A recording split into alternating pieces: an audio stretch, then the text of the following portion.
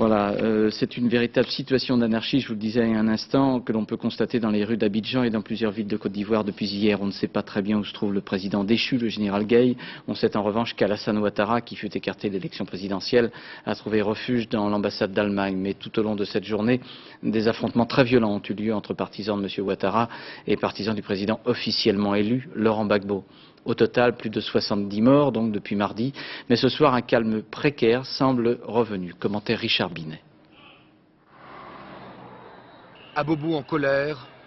Abobo, un quartier populaire d'Abidjan, peuplé pour l'essentiel de ruraux venus du nord de la Côte d'Ivoire.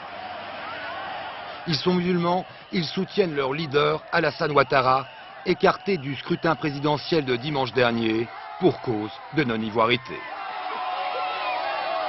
Un peu plus loin, c'est les 220 logements, un autre quartier musulman.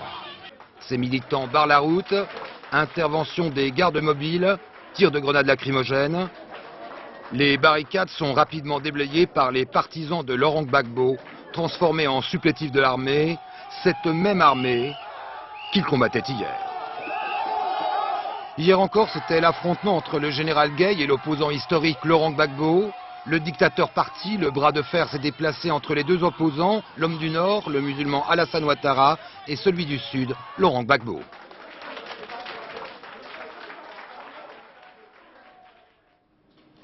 Alors Éric Monnier, vous êtes en direct avec nous d'Abidjan. Quelle est la situation ce soir ?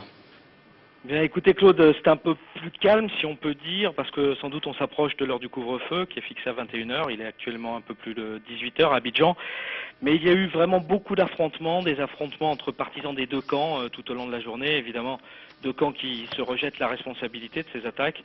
Nous avons pu nous rendre à Blocos, à Cocody cet après-midi, à quelques centaines de mètres de la maison d'Alassane Ouattara.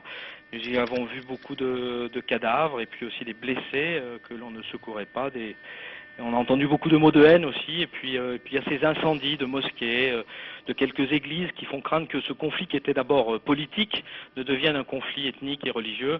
Les partisans d'Alassane Ouattara étant à majorité musulmans, comme l'a dit Richard Binet, et puis vous avez des chrétiens chez Laurent Gbagbo. Je voudrais simplement vous dire aussi que notre travail est difficile parce que nous sommes souvent accusés à tort de favoriser l'un ou l'autre camp. Alors, y a-t-il quand même de bonnes raisons, des raisons d'espérer que la situation puisse s'améliorer ?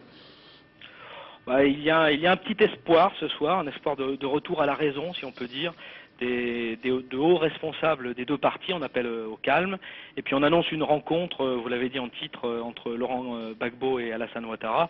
Laurent Gbagbo qui doit être en ce moment même investi président de la République et qui a offert des postes ministériels aux membres du RDR, qui les refusent pour l'instant.